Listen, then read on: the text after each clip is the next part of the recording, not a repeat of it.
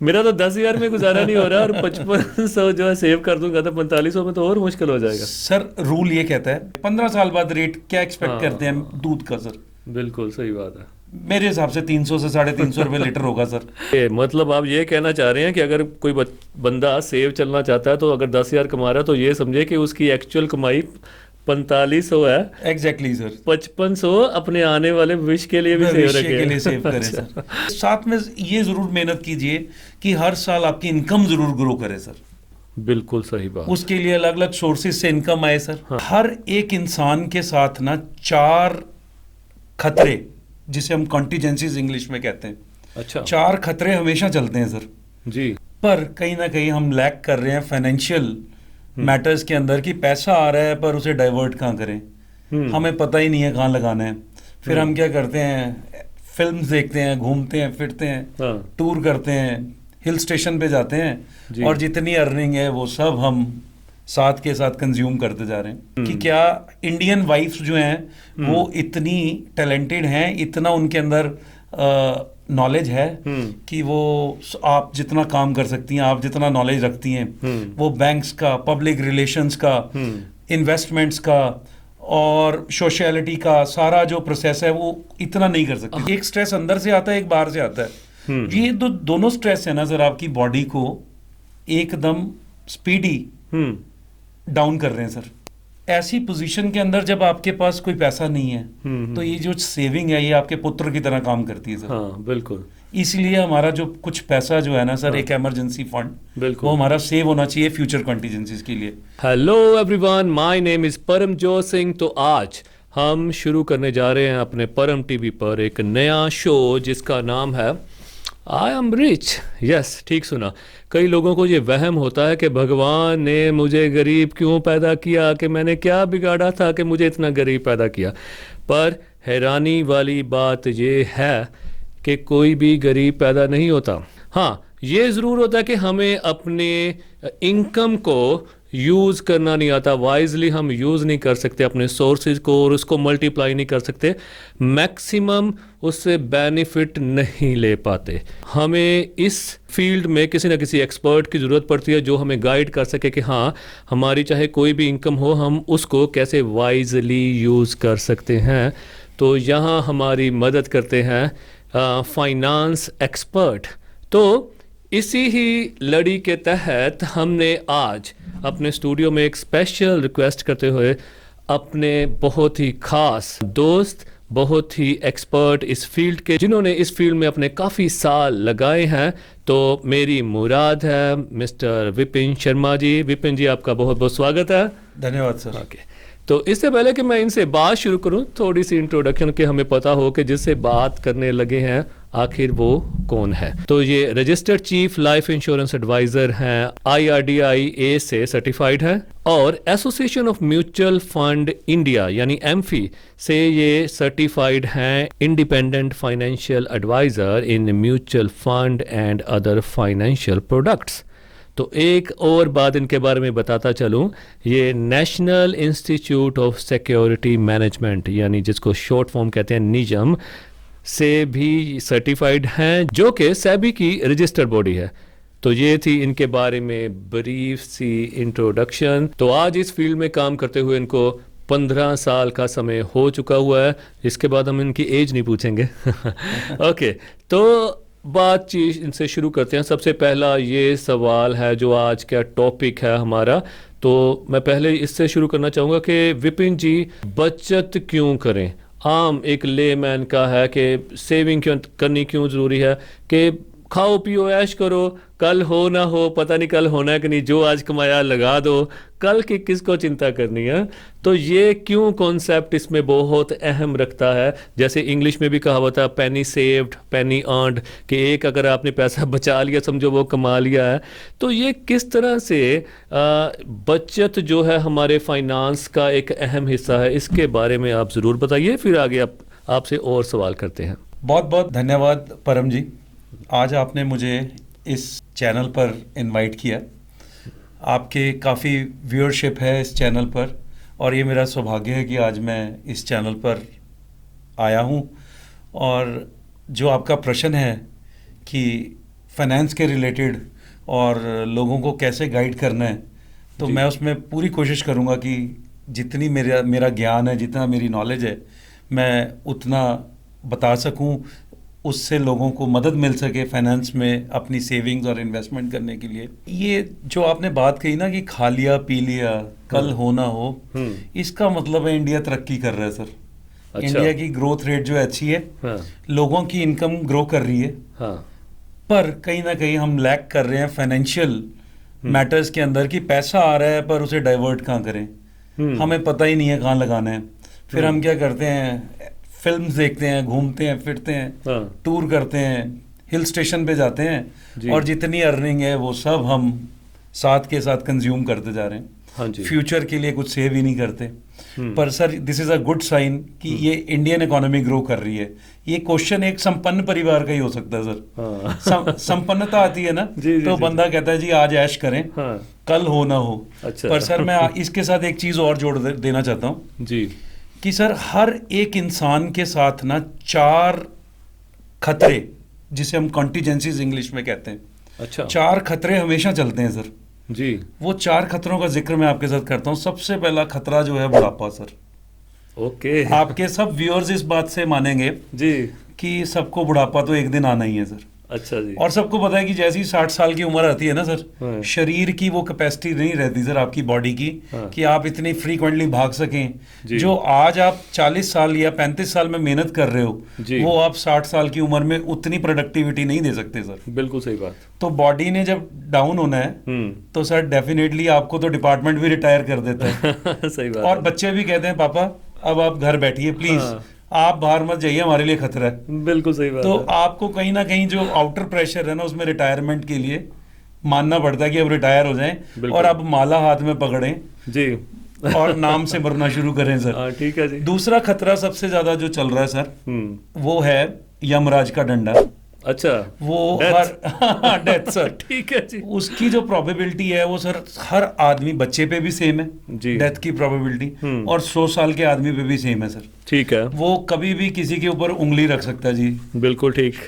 Shut your shutter down हाँ। And come to my house. हाँ तो बिल्कुल। कभी भी किसी को बुलावा आ सकता है सर। ये डेथ के बाद जो सिनेरियो होता है ना सर, घर का ब्रेड विनर जब चला जाता है, हाँ तो उसके बाद जो फैमिली है जी। सर, उसके एक स्ट्रगल का एक आप अनुमान लगाइए कि क्या इंडियन वाइफ्स जो हैं वो इतनी टैलेंटेड हैं, इतना उनके अंदर नॉलेज है कि वो आप जितना काम कर सकती हैं, आप जितना नॉलेज रखती हैं, वो बैंक्स का, पब्लिक रिलेशंस का, इन्वेस्टमेंट्स का और सोशलिटी का सारा जो प्रोसेस है वो इतना नहीं कर सकती सर। हाँ, वैसे आज कहीं फर्क तो पड़ता है। कहीं हाँ, फर्क पड़ता जो है दो सर। जनों ने मिलके करना है। हाँ जी, हाँ जी। बिल्कुल। जो रूरल एरिया है सर, उसमें तो वैसी वैसे ही, हाँ। जो लेडीज हैं वो अभी उनकी डेवलपमेंट हाँ बिल्कुल पेंडिंग है बिल्कुल। सर। जी जी जी। तो जब मेन ब्रेड विनर के साथ कुछ मिस हैपनिंग होती है तो पीछे जो बच्चे हैं ना सर और फैमिली है, उसको बहुत स्ट्रगल करना पड़ता है। ठीक है। तो ये खतरे को भी हमेशा ध्यान में रखना चाहिए और सेविंग करनी चाहिए। ठीक है। तीसरा सबसे बड़ा खतरा है सर डिसेबिलिटी। आपको पता है आजकल लोगों को बहुत शौक है बाहर का खाने का सर, ईटिंग आउट सर। बिल्कुल ठीक। और जो स्ट्रेस लेवल आ रहा है ना सर बाहर से, जो स्ट्रेस आपको बाहर से, एक स्ट्रेस अंदर से आता है, एक बाहर से आता है, ये दोनों स्ट्रेस है ना सर आपकी बॉडी को एकदम स्पीडी डाउन कर रहे हैं सर, जिसे हम कभी कैलकुलेट नहीं करते।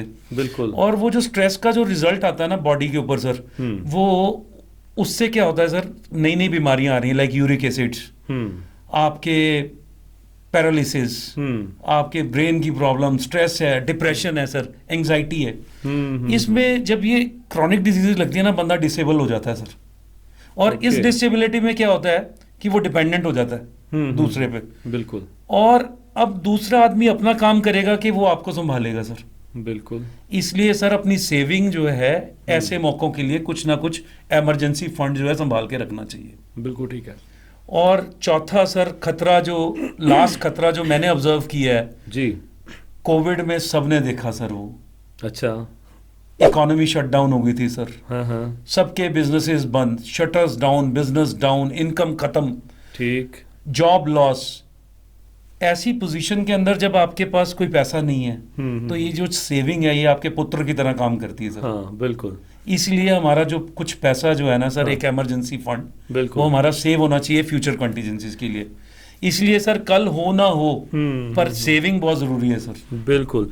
मैं तो आपके जो 4 पॉइंट थे, मैं चारों पॉइंट्स में ना एक बड़ी चीज़ कॉमन ये ढूंढ पा रहा था, वो ये थी कि जैसे ना किसी सियाने मिस्त्री को बोला जाए ना कि भाई ये हमने इतनी बड़ी बिल्डिंग खड़ी करनी है, तो हम बातें करते होते ओ 40वें माले की, 40 माले तक बिल्डिंग खड़ी करनी, वो बातें करता होता है नींव जो है वो कितनी मजबूत रखनी है। तो आप जो ये 4 बातें बता रहे हैं ना, मुझे लगता है कि ये फाइनेंस का जो आगे हम डिस्कशन करेंगे उसकी ये नींव है। तो ये बड़े इनके कैलकुलेटिव से रीज़न है, बड़े प्रैक्टिकल से रीज़न है कि क्यों हमें सेविंग चाहिए, और अच्छे फाइनेंस को डेवलप करने के लिए भी ये सेविंग काफ़ी लाजमी है। आपने काफ़ी अच्छा खोल के इसको बताया। अगर और कुछ ऐड करना चाहते हो तो मैंने तो आपको बीच में काटा, अगर आपकी बात पूरी ना हुई तो पूरी कीजिए, फिर मैं अगले क्वेश्चन की तरफ बढ़ता हूँ। सर देखिए ये तो मेन कॉन्टीजेंसीज हैं, इसके अलावा और बहुत कुछ है सर। ग्लोबल वीकनेसेस हैं, एक कंट्री की इकोनॉमिक ग्रोथ कितनी अच्छी है उस पर भी आपका करियर डिपेंड करता है। आपको पता है India is a developing country, struggle कर रहा है, तो कहीं ना कहीं इंडिया में आपको भी साथ के साथ स्ट्रगल करना पड़ेगा। जैसे जैसे इकोनॉमी स्ट्रगल करते हुए ग्रो कर रही है, आपको भी सेम स्ट्रगल। ये नहीं हो सकता कि इकोनॉमी स्ट्रगल कर रही है और आप आराम से बैठे हैं, आप ऐश वाली जिंदगी, ये कभी भी नहीं हो सकता सर। बिल्कुल सही बात। तो बहुत कुछ है सर। हाँ।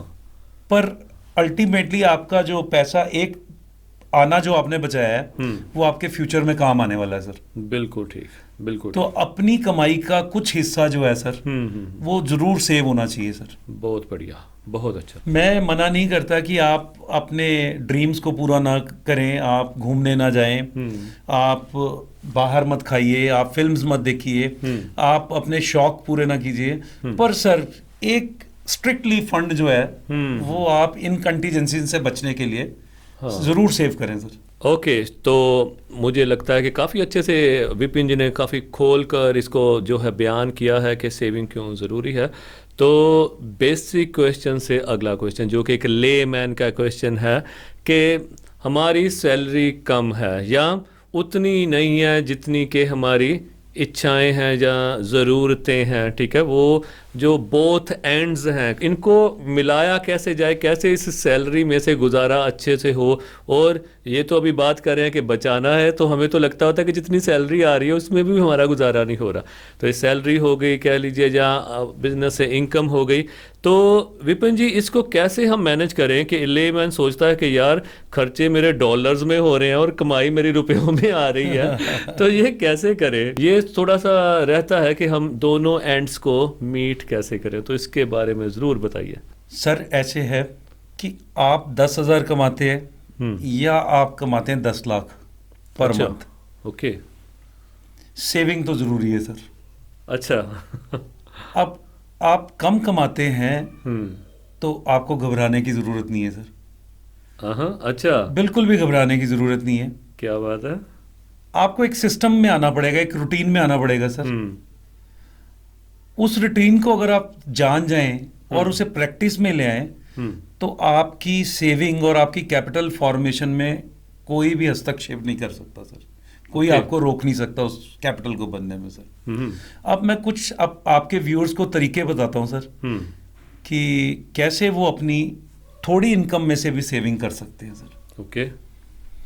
पहले तो व्यूअर्स को मैं ये बताना चाहता हूं कि हमेशा आप ये देखिए कि अगर आप 100 रुपया कमा रहे हैं तो उसमें से अपनी एज को माइनस कर दीजिए। अच्छा। मैं साथ साथ में हाँ कैलकुलेशन करता हूँ। ठीक है सर। हाँ जी, ठीक है जी। 100 रुपया कमा रहे हैं तो एज में एज उसमें माइनस कर दीजिए सर। ठीक है जी, हो गई जी। तो सर ये क्या आपकी एज में कितना रिजल्ट आया? 55। हाँ जी। इट मीन्स कि सर आपका 55% ऑफ द इनकम, आप मान लीजिए 10,000 कमा रहे हैं तो उसका 55% सेव होना चाहिए सर। अच्छा, तो आपने तो और तो ये कहता है सर। मेरा तो 10,000 में गुजारा नहीं हो रहा और 5500 जो है सेव कर दूंगा तो 4500 में तो और मुश्किल हो जाएगा सर। रूल ये कहता है। ओके। रीजन क्यों मैं ये कह रहा हूँ, जिस हिसाब से महंगाई दर बढ़ रहा है ना सर इंडिया में, आप हर चीज़ जो हर साल चीज़ें महंगी हो रही हैं, हाँ जब आपने 60 का होना है और रिटायर होना है, तो आप एक विजन कीजिए कि चीज़ें कितनी महंगी हो चुकी होंगी। हाँ, इन्फ्लेशन जो है, आप हाँ, क्या एक्सपेक्ट करते हैं? आज दूध का रेट क्या है? हाँ, और 70 हाँ, आज 70 रुपये रेट है। तो जब आप 60 के हो जाएंगे तब क्या होगा? अभी आपकी 45, 15 साल बाद रेट क्या एक्सपेक्ट हाँ, करते हैं दूध का सर? बिल्कुल सही बात है।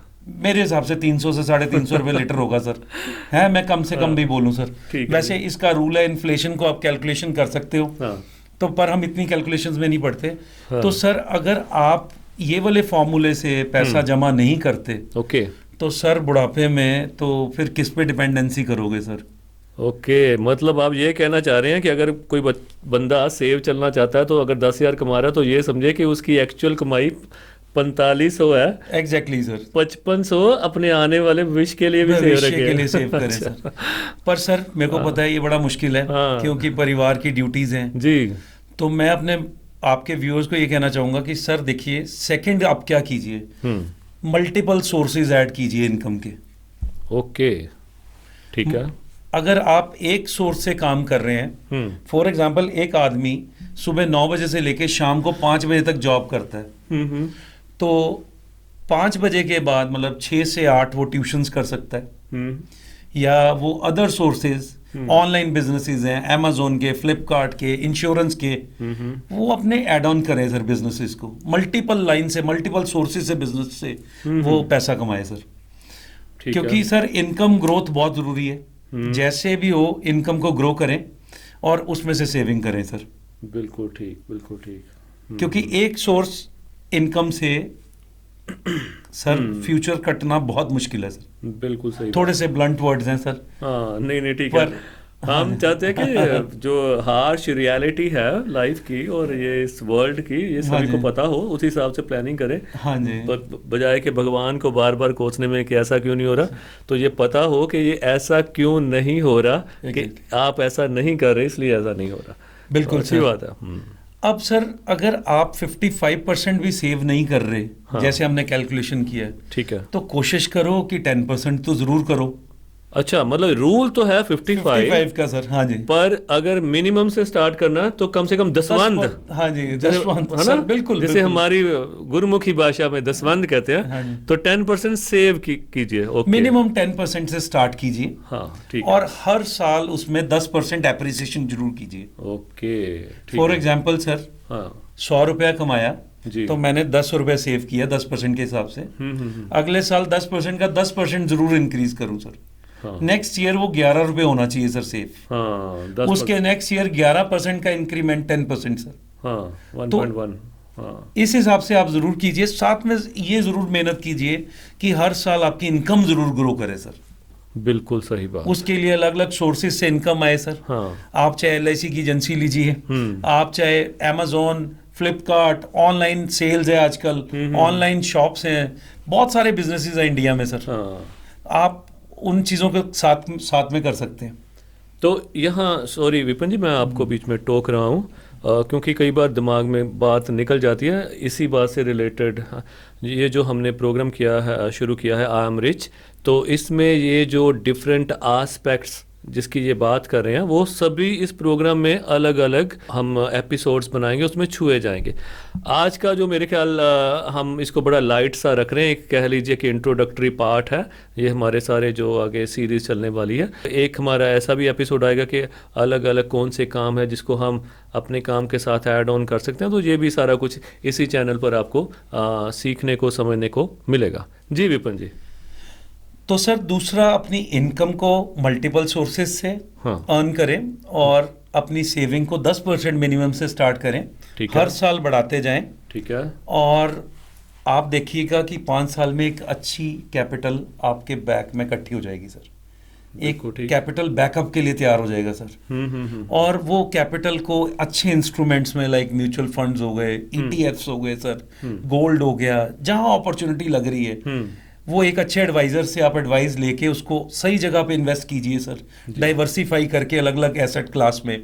अलग अलग चीज़ों में। एसेट क्लास का मतलब हुआ कि गोल्ड भी थोड़ा सा लिया, प्रॉपर्टी में भी लगाया, थोड़ा म्यूचुअल फंड्स लिए, थोड़े इक्विटी लिया, अच्छा। अपनी इंश्योरेंस भी रखी, अच्छा। टर्म इंश्योरेंस भी लिया, हेल्थ इंश्योरेंस भी साथ लिया, ठीक है। अपने आप को चौतरफा कवर कर लिया सर, ठीक ठीक। डाइवर्सिफिकेशन से सर। ये जितने भी आपने एस्पेक्ट्स बोले हैं इस सारी फील्ड के, तो इस पे तो आपसे ये जो डिटेल्ड हम वीडियोस बनवाएंगे ही, आप ही से जो जानकारी लेंगे।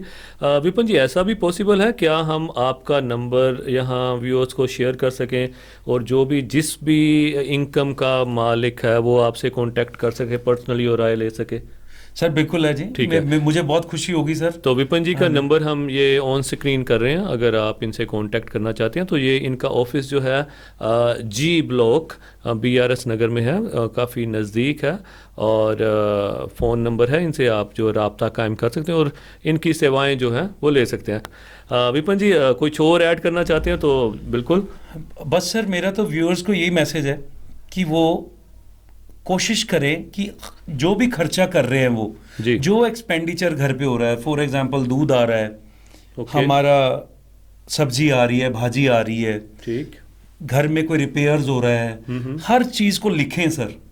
अच्छा। वो ये प्रैक्टिस जरूर करें कि उसको बड़ा एक्यूरेटली और मैन्यूटली लिखें सर, हर एक खर्चे को जरूर लिखें। इससे क्लैरिफाई हो जाएगा कि मंथली खर्चा कितना है। तो ये तो तभी पॉसिबल है जब खर्चा या इनकम एक बंदे के हाथ में हो सर। ऑब्वियसली घर का जो अर्निंग मेंबर है, हाँ, वो इसको प्रैक्टिस को जरूर करे सर। हाँ। इससे बड़ी पिक्चर क्लियर हो जाती है कि मेरा खर्चा कितना है, हाँ, और मैं अर्न कितना कर रहा हूँ। हाँ बिल्कुल। कई बार ऐसे होता है कि अर्निंग हम कम कर रहे होते हैं और एक्सपेंडिचर ज्यादा कर रहे होते हैं, खर्चा ज्यादा कर रहे हैं, तो बाद में पता लगता है जी कि हम अपनी सेविंग्स में से निकाल के या माँ बाप से मांग के या क्रेडिट कार्ड को यूज कर करके खा रहे हैं सर, बिल्कुल सही, या ओवरड्राफ्ट लिमिट लेके खा रहे हैं सर। बिल्कुल सही बात। तो इसलिए ये प्रैक्टिस करनी बहुत जरूरी है सर कि मेरा खर्चा कितना है और मेरा अर्निंग कितना है, और जो फालतू के खर्चे हैं सर, जैसे कि आपकी बैंक की बाउंसिंग्स हैं। अच्छा सर, आपको पता है एक बाउंसिंग पे 700 से 800 रुपए का खर्चा पड़ जाता है सर। हाँ जी बिल्कुल। वो बाउंसिंग से बचें सर। क्या बात है। बिजली का बिल लेट हो रहा है सर, आपको पता है 150-200 रुपए एक्स्ट्रा लग जाता है 10 दिन लेट करने। बिल्कुल ठीक है। वो बिजली के बिल लेट ना करें सर। जहां से आपके खर्चे बचते हैं, थोड़े थोड़े भी बचते हैं, थोड़े थोड़े बचते हैं सर, वो बचाइए सर, इंडिगो एयरप्लेन्स की तरह सर। क्या बात है। ठीक है जी, ठीक है, मैं आज वो एयरलाइन सर प्रॉफिट में आ गई है। हाँ बिल्कुल, छोटे छोटे खर्चे बचा। जिस इंडस्ट्री में बड़ा मुश्किल है प्रॉफिट में आना, वो एयरलाइंस हैवी प्रॉफिट में ये छोटे छोटे खर्चे बचा के सर। बिल्कुल सही बात। तो सर हम भी अपनी लाइफ में छोटे छोटे एक्सपेंडिचर्स जो है, वेस्टेज है जिसे हम यूटिलाइज भी नहीं कर रहे, उसे बचाएं, और वो पैसा जो बचता है उसको सेविंग्स में लाएं सर। मैं ना एक और बात जो अभी फील कर रहा था वो ये था कि जैसे हमारी जनरेशन और ये अभी जो जनरेशन है, हाँ, इसमें थोड़ा पॉजिटिव फर्क ये आया। जो अभी की जनरेशन है जो फ्यूचर के बारे में बड़ा सीरियसली सोच रही है कि हमने जो प्रेजेंट सिनेरियो है हमारी लाइफ का, उसको आगे और कैसे बढ़िया करना है जी। मेरा जो घर है या मेरा जो स्टेटस है, मेरे पापा के स्टेटस से कैसे अच्छा हो सकता है। exactly. ये अभी की जनरेशन, मैंने कई बच्चों से जो है बैठकर जो बात करते हैं, तो ये बहुत कॉन्शियस हैं बच्चे, खास करके अब की जो यंग जनरेशन है, या स्कूल गोइंग है या कुछ भी, तो बहुत मेहनत कर रहे हैं, अच्छी मेहनत कर रहे हैं। कि पर कई बार यही हमारा ये प्रोग्राम चलाने का मकसद यही है कि ये जो मेहनती जनरेशन है, जिनको नहीं पता चलता कि यार वन स्टेप अहेड आगे कैसे जाएं, कि किस राह पर चलें, तो ये प्रोग्राम आपको काफ़ी जो है हेल्प कर सकता है। विपिन जी, बहुत बहुत थैंक्स, आप जो बहुत अच्छा गाइड कर रहे हैं हमारे व्यूअर्स को। पर अभी मैं ये समझ रहा हूँ कि ये तो एक शुरुआत, एक इंट्रोडक्टरी सी वीडियो है जिसमें हमने अपने एक सब्जेक्ट को खोला है एक छोटे से टॉपिक के साथ, और आगे आने वाले टाइम में हम इनसे ज़रूर जानेंगे। ये जो अगला हमारा एपिसोड आए उसमें ज़रूर हमारी ऑडियंस को बताएं कि किस किस फाइनेंशियल इंस्ट्रूमेंट में पैसा लगाया जाए, और थोड़ा सेफ्टी मेजरमेंट भी देखेंगे कि किस में ज़्यादा है, ताकि एक लेमैन का ये भी होता है कि यार सेफ भी हो और पैसा भी ग्रो करे।